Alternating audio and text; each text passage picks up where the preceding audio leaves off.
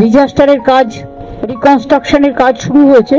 সব বাড়ির জন্য আমরা 1,20,000 টাকা করে স্যাংশন করেছি।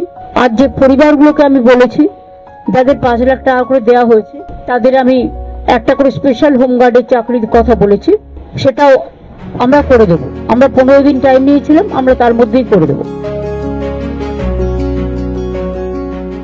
যারা খুব ভালো কাজ করেছে তাদের আমরা একটা অ্যাওয়ার্ডও দেবো, মানে সিভিল ডিফেন্স বলুন, আপনার ফায়ার ব্রিগেড বলুন, লোকাল বলুন, পুলিশ বলুন, হেলথ বলুন, তাদের একটা অ্যাওয়ার্ডও দেবে।